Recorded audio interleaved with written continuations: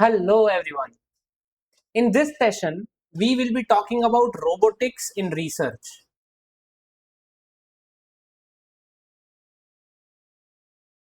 So, this idea of this entire seventh session is to know where are we using already robotics in our day-to-day research in the field of economics, physics, psychology, and English. Okay. So the idea is this. The first question is, what does repeating an experiment 10,000 times by a scientist? You are supposed to repeat something 10,000 times. What does it buy you? Nothing, right? It will just cost you something. So what can we do is a robot can run the exact same experiment 10,000 times in a row, exactly the same way. A genomics lab with liquid handling robots can process tens of thousands of more samples a year than the same lab working entirely by hand. Okay, so whenever we see something going in a loop, something being repeated, we should try and incorporate some robotic task, some robot inside this. Which kind of robot? What? Where are they already used? Let's discuss that in this session. So robots do not think out like scientists. They out repeat them. They don't outthink us. Okay, they are not smarter than us, but they out repeat us. They do the boring task. Again, the goal is simple for the entire course. Let AI do the boring task and we do the interesting one. So robots will out repeat them. So reproducibility is the goal, not creativity. Okay, and mechanical hand is for reproducibility. You just keep doing it again and again and again and again and again. Okay, so first, what counts as a robot in lab? Forget the humanoid robot. Most of us, when we think of the word robot, either Rajnikant sir saliva comes into our head like Robo Antiran as a film, or some person like looking thing which has eyes like us, which has smile like us, everything like us. That's a robot that's in our head. That's called humanoid robot. But it is not necessary that a robot has to be humanoid, looking like human. A lab robot could be just an arm also. Only an arm which just does pick and place, pick and place, pick and place is also a robot. A gripper, something that grips, or a pipetting head that senses its position, follows a program, and acts on the physical world. The same sense, plan, act loop from session 3.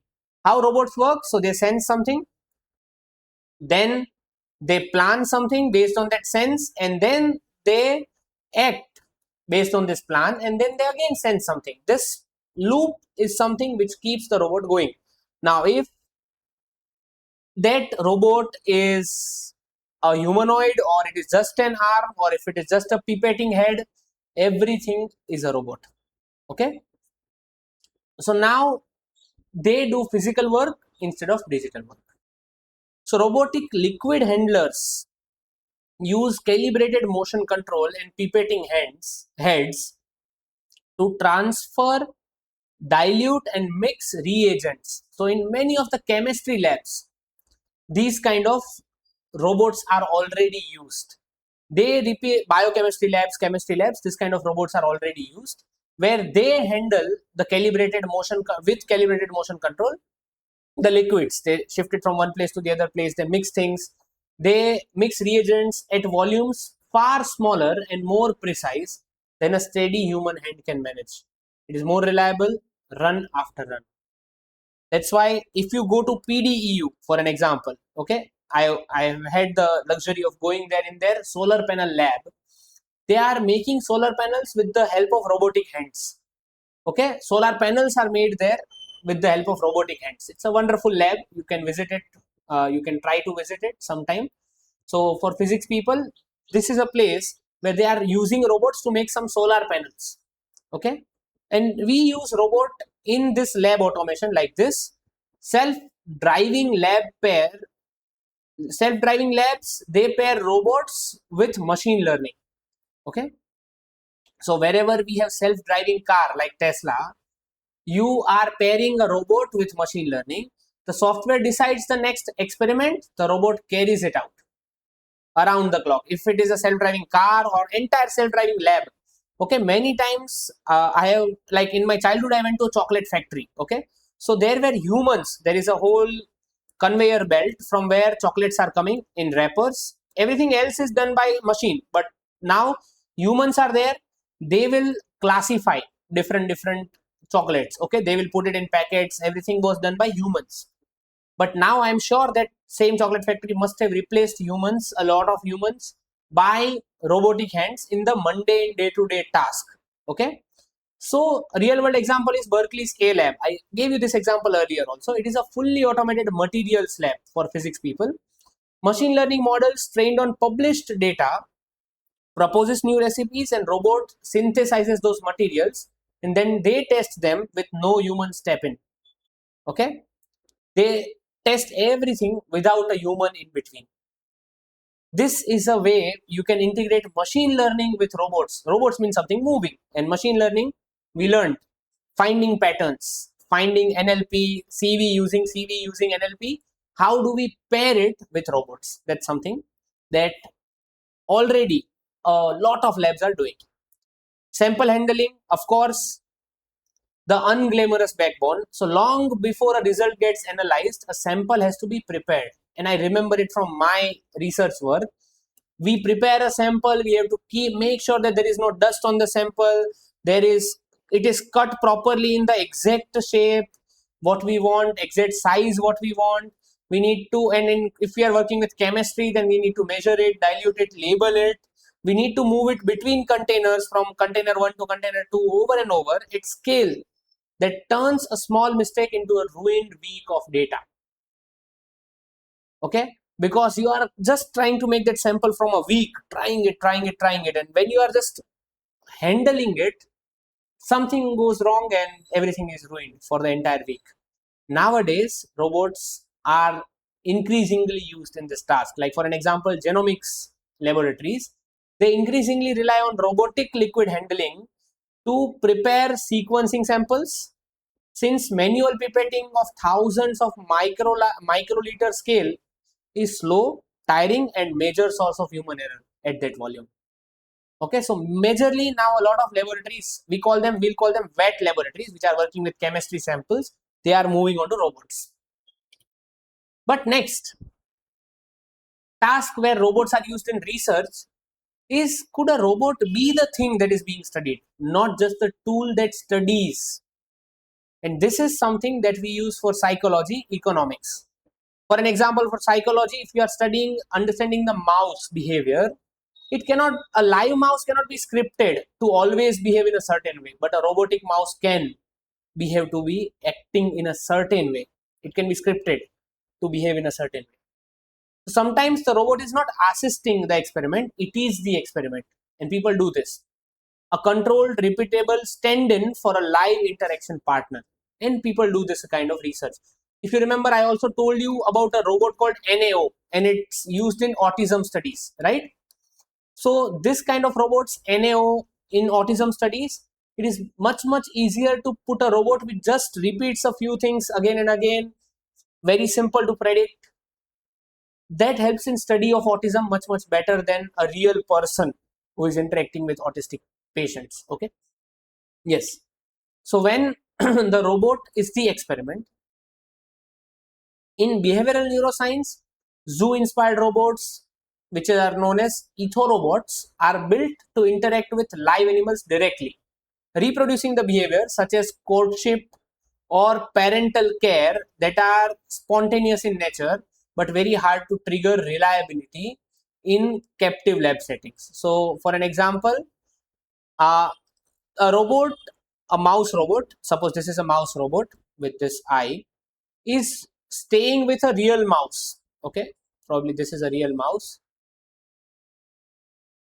It can stay with a real mouse, and then it can help in courtship or parental care, everything which is spontaneous in nature, but we can try and understand the behavior of a mouse with our robot. If our robot behaves like this, how the mouse behaves. If our robot behaves like this, how this mouse behaves.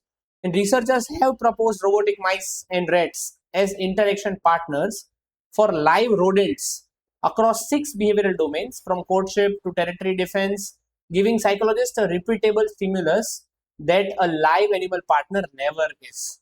Okay, so if you want to give a specific stimulus and want to understand the response of the real mouse, stimulus and response, then this response could be every time made very clear with the help of a robotic mouse rather than a real mouse. Okay, because real partner is very, very different. Okay, they do not behave predictably, but this will always behave predictably. Yeah. Other case is robots are not just acting, they can also act as watching. So we can use computer vision techniques. Same behavior labs also use automation just to watch. Like coding an animal's behavior from video by hand is slow and inconsistent between observers, but if a robot sees the movement, okay, then you can easily track the movement point by point using computer vision algorithms. Okay, and that is much, much easier to just observe the track. Otherwise you have to manually see, okay, this mouse was now here, it is now here, it is now here, it is now here. It's very difficult. So psychological behavioral neuroscience lab built open source software for automated rodent behavior analysis, replacing manual low agreement human coding with consistent camera based tracking. Okay, and people are using it to track the rodents and everything. You know that rodent always follows the same path. This is a hypothesis. To test it, you just put a camera and try to see its path, observe its path using CV techniques. You don't have to manually, like earlier what people were doing, that there was a video that you are getting of a rodent moving, but from that video humans are putting the points that, okay, rodent moved from this point to this point like this. But after that, now we have a machine learning pipeline, so this same camera video could be turned into a robot which is directly saying that, okay, mouse went like this. Okay, this is our trajectory, which will be much more accurate and which will be much more better, because we don't have to do that hard work. We can focus on something more important. Robots beyond the wet lab, as I said, wet labs are chemical handling, but there are robots which we use beyond the wet lab as well. For an example, we use it for sample handling only, but for fragile papers. Think about an old manuscript, and you have to turn its pages. If a human does it, there are chances that they might do it softly one time and the other time they might use very hard hand. We are not sure, but robot can be programmed to change hands, keep their hand strength exactly consistent throughout the process. So Bavarian State Library and the University of Tulsa's McFarlane Library, they use robotic page turning scanners to digitize the rare manuscripts, some centuries old, without repeated manual handling, and they are able to do it. Okay, so this is somewhere we use robots also beyond the wet lab. But I have just been talking about robots in the field of physics, like condensed matter physics, which is also like chemistry, or in psychology or English. What about economics? So many times robots are robots which have no body also, like no arm, no humanoid robot, but the robot is not physical, but it is like a computer program. A robot is a computer program. So in economics or social science research, they often deal with repetitive digital tasks like pulling the same statistics from hundreds of government reports. This task could be handed over to robot. Okay, like there is a idea now called Claude Cowork.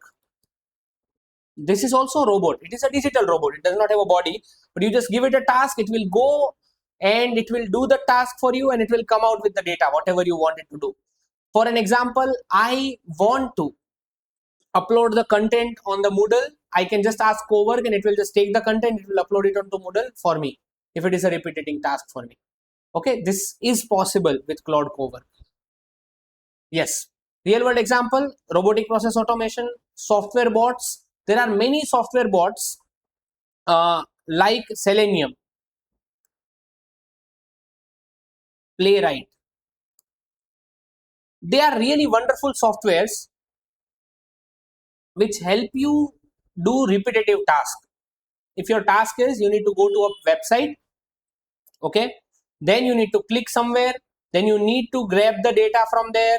If you need to do this process continuously, you write a code, small code in Selenium or Playwright, and they give you this, they keep doing this task for you even when you are not there. Okay. There are also some other platforms like Make, Zapier nowadays. They also do this autonomous task. They are programs, they are not physical robots, but they keep doing this autonomous task. For an example, if you want to post a LinkedIn post every 5 days, you just set it on Make or Zapier, you make the pipeline, and that will post a post on LinkedIn for straight 5 days or once a 5 days, whatever you set. Okay, that's the idea.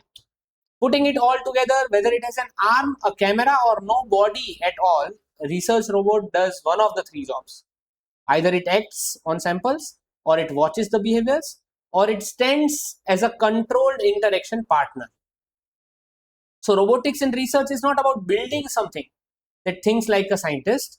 It is about freeing the scientist from the repetitive, fragile, or risky physical work, so the thinking time goes towards parts of machines still cannot do.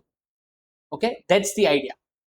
That you want your mind to be free so that you can focus on thinking. Yeah, so that's the whole idea of using robotics in research. I would really recommend that if you are interested in this field, you can just go and search for some robots called Nadia, Sophia. There are two humanoid robots. Nadia is a teacher, okay, humanoid teacher robot, which is inside the class. Sophia is a interactive robot. It also shows some emotions and everything. It shows some emotion. Does it feel or not? It's a debate. But it shows the emotions. Nadia is someone who teaches the students. Just go online, okay? Also search about Now as a robot. It is a really wonderful world of robotics, humanoid robots. These are humanoid robots. It's a really wonderful world. If you want to try non-humanoid robots, try Zapier or Make. If you know a little bit of coding, try N8N, or try, as I said, Playwright or Selenium or Claude, okay, or GPT, anything which gives you this agentic work. We nowadays call these people, which are not physical robots, we call them agents. Okay, so when we use the word AI agent, it is basically using one of these softwares. Okay, so that makes a autonomous task for easy for us. Okay, that's an AI agent for us now, right? So that's all for today's session. We'll meet in the next session. Goodbye.